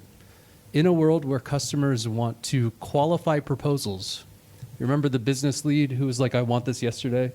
So as a governance manager, before I talk to Matt or before anybody talks to Matt, I want to assess that request, and I want to assess it against the framing. The way we do that is with the pre-assessment. So pre-assessments are unique govern objects that allow me to qualify a proposal against some set of expectations. I will just create one. I've got different templates you see here. So this is, again, all configurable. For the sake of today, I'll show you the EU AI Act build because that's very complex and it can show you how dynamic the product is. So I'll name it. Dang, fraud. It's the keyboard, fraud. So I'll go in, and I'm now in my pre-assessment exercise. I can do a few things. I can specify what's the line of business. Again, these are my business initiatives. I can specify the creation date or the proposal date, and I can specify when the expectation for delivery is. And then again, I can list my stakeholders, which are entirely configurable here. Once I get into the workflow, I can do a few things. I can specify, will this be deployed in a specific geography? Imagine this says deployment in Thailand. And is it an AI system, or is it using AI, or what type of AI? And I can click here to confirm. And once I confirm, I can specify additional information about the proposal, perhaps where it's going to be implemented, or what area of business, or what demographic, or whatever kind of qualities are of interest and are associated with risk management. The next thing I can do is I can specify the intended purpose. What's the goal of this exercise? So it's to detect fraud and minimize losses or something. Oh, goodness. It's the imagine that says minimize. I'm not going to change it. Okay, I'm going to save it for now. So this is all now documented, right? The next step, I'm going to show you how to can implement risk qualification. The first thing you're going to see is risk tier. So something that the AI Act does, it says there's 4 risk tiers. One is prohibited, one is high, one is limited, one is minimal. In this world, each of those risk tiers has different implications and obligations. So the first thing I'll do is I'll assess, is my use case any of these? And I'll say no because I know it's not. The next thing, you'll note that this just flashed up. So we have conditionality built into workflows. So once I've clicked no here, it allows me to assess, is it high risk? And for the sake of this conversation today, I will say it has to do with this, access to and enjoyment of things like finance. I've clicked here and I've got other use cases to basically more narrowly align with this framing. So for the sake of today, again, because life is imperfect, I'll choose 5B, even though that's not actually accurate. So I'll choose here just for the sake of it. And it is using generative AI. So what you'll note before I do that is this is saying minimal because I chose no here. But once I choose this, we'll say that indirectly. I'll save it. This now changes. So now I have a high risk obligations, I have limited risk obligations, right? Because I've hit these 2 risk tiers. So now I know my tiering, and now I know what down the line at the project level I'm going to need to do because I built that into a specific workflow. But before I do that, as the governance lead, I'm going to want to make sure that this is all right. So I'm the human in the loop in this exercise. And the first thing I'll do is I'll say, yes, this is indeed, I confirm this is high risk, I confirm it has limited risk obligations, and no, there are no exemptions. The next thing I want to do, how many people in the room and the organizations you work with partners to deliver AI? Yeah, okay, thank you. One of the things that comes out of the AI Act is this articulation that responsibilities sit with different actors, right? So here, and this is again to show you the flexibility of the product, I can specify actors involved or stakeholders involved in the development of this use case. So I'll just, oh man. Just generically, I'll save it. And what I'm building out here is a registry of information about all the parties part of this. So for the sake of this exercise, I'll say what type of actor they are. Are they a distributor? Are they deploying it on our behalf? Or are they providing it to us? We'll say provider. I can specify who in my business is managing that relationship. So this is building that line of accountability. And then I can have a key contact with the partner. I can specify their address. I can specify their function in the context of this use case, what they're going to be delivering, and any documentation, perhaps contractual information. I won't fill all that out for now. Now, moving along, I have my partner information. I'm coming back to risk. So I showed you a risk tier before, but now we're going to think about this use case specifically, right? And I'm going to, at the earliest stage possible, begin picking up potential risks associated with this. It functions very similar to the actor kind of structure. So what I'll do here is I'll add, and I'll call it fraud risk 1. Oh yeah. Here we go. I'll save it, and I'll click in. Now, at this point, you're just going to see examples. The first thing I'm going to do is I'm going to assess, is the risk that I'm documenting associated with the use case as it's intended to be used, or is it associated with potential misuse of the use case? And by that I mean if somebody else in the organization got their hands on this and they started using it for something totally not what it was designed to do, what could happen that would go wrong? But we'll focus on to the intended purpose. Remember, this is to detect fraud and minimize losses. What's a potential risk associated with this use case? Out of this list. Privacy, maybe? Let's say, okay, we'll go with privacy, right? So there's privacy considerations. And then I have controls that I can anticipate I can use, perhaps data security. And then mitigation outcome. If I address this risk, I expect that there won't be private data leakage, et cetera. So we'll say this is high risk, that this is likely, could very likely happen and have a big impact, and we'll save it. So you remember when Matt was showing you at the guardrails level, setting those guardrails up, there was one that read PII detection, PII, personally identifying information. Setting this up as early as possible, I can then communicate to Matt, look, there's a risk here, I want you to take an action. And he will say, okay, I've got a means to address that action. I've got this PII guardrail.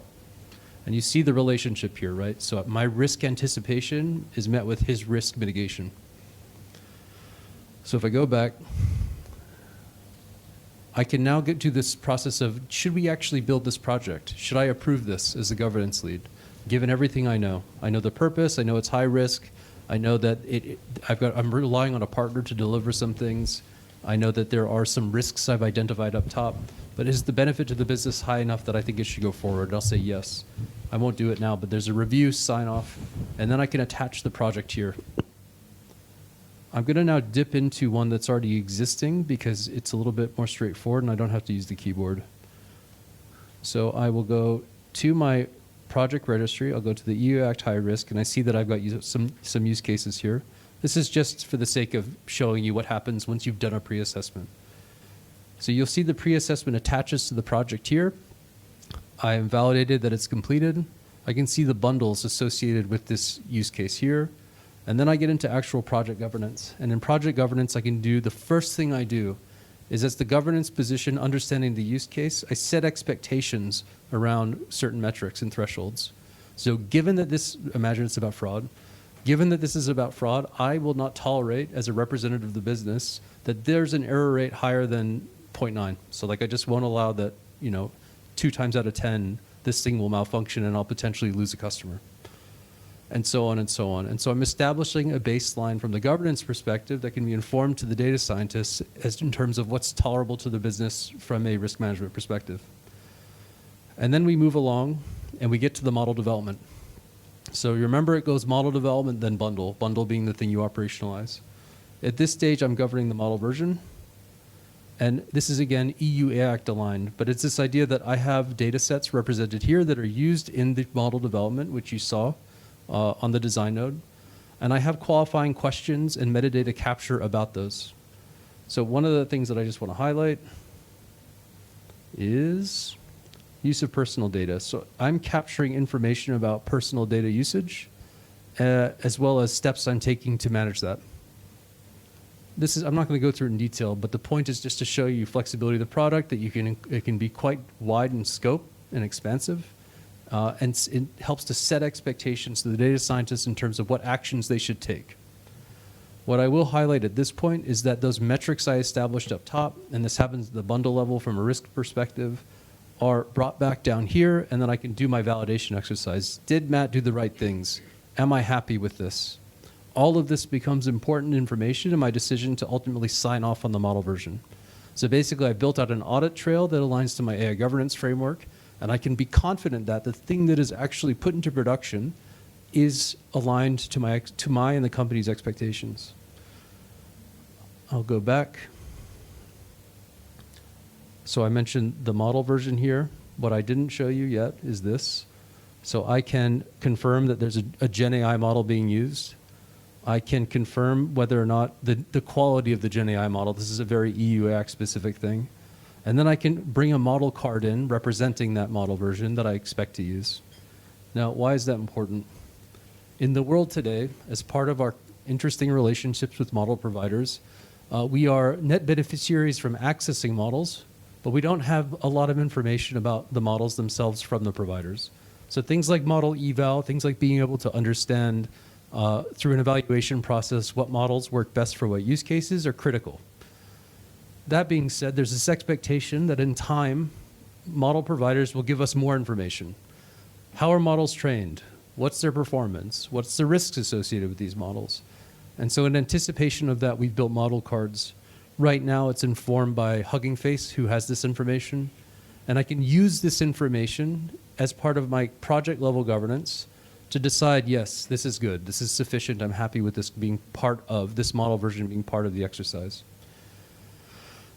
I won't go into the bundle level in the interest of time, but basically it's the same exercise. I have a workflow. Actually, I do need to show you, I'm sorry. I know that you probably all want to go eat lunch, but here we go. We're at the bundle. So this is the thing that will actually be operationalized. And it's using the wrong template because I've misprepared. In this I see that the intended purpose that I articulated at the pre-assessment drops down here. And I'm assessing whether or not this intended purpose still aligns to this to the bundle. Is the bundle doing this thing? And if I validate that, that gives me confidence that it's designed well. I have my risks drop down. What's worth mentioning is that because this follows my model training, I can actually add to these risks, right? If I wish. So I can build out a more comprehensive profile of the risks. And then I can validate whether or not the bundle meets, the risks have been managed in the right way. I won't go through that information. The final thing I want to show you on this, which is quite interesting and powerful. So imagine that in your organization, for any use cases that are customer facing, you have specific expectations. For any use cases that are internally facing, you have specific expectations. The way that each of those expectations can be built out as paths in Govern. So you'll see here, this reads non-biometric systems. And that's because at the pre-assessment, I made the choice that this is a use case dealing with access to finance. It has nothing to do with biometrics. In the framework and in the EU Act framework, anything that's not biometrics oriented has this path, right? Now, I can try to show you this, but I won't save. If it's a biometrics AI system, the path changes. So you can imagine if you and your organization have different expectations for different use cases, you can build those into the product. Now, what's important about Govern is this. If I try to save it, it goes right back. So you have a fixed path ahead of you. And then finally, I have my review and sign off. That allows me to put this into production with the confidence that I've done everything I need to do. I've assessed my risks. I've ensured that those risks are met. I've ensured that the model development and the bundle development have met expectations. And I feel very confident with this use case going forward. The final thing I'll show you is this. If I have a post-market monitoring system, I can provide details about that. And then within Govern, I can have insight to my deployment environment, including infrastructure, which allows me to know where to go if there are any issues. Other things, just really quickly. I've got my LLM due diligence approach here. So these all relate to kind of embedding contractual dynamics between me and my model provider here. This is relevant information for where those model providers are used as part of projects. I have the ability to create a dashboard view if I need it. So I can highlight key metrics across my governance activities, build a dashboard, then pull it in so I have that bird's eye or that oversight. And then if I'm governing models that are developed outside of Dataiku, I can create a path using the API to integrate metadata and push metadata to those systems here. And now I've got 1 minute left, I think. So thank you very much. Who do I hand? Oh, The blueprint you don't want to show? which one? The blueprint designer? Oh, yeah. Okay, so, yes, okay, that's fair. So to create those things, I just showed you a very complex build, right? Maybe you don't need a complex build. Maybe you need a more simple build. As a user of what we call advanced govern, you have access to the blueprint designer. And the blueprint designer is where you build things. You don't need Dataiku to build things. You can work with a partner. You can work independently. So out of the box, you get something called Dataiku Standard. The thing that I just walked you through at the end was this, the EU AI Act high risk. If I click in, it works like this. I build workflow structure. So these are the workflow steps, which you saw.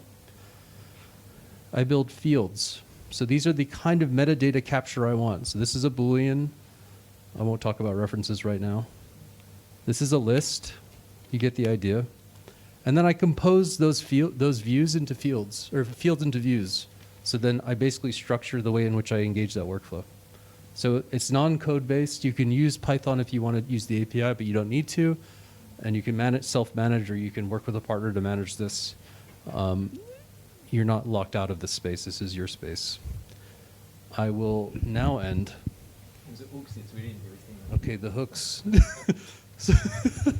So hooks are ways in which you can basically automate an activity.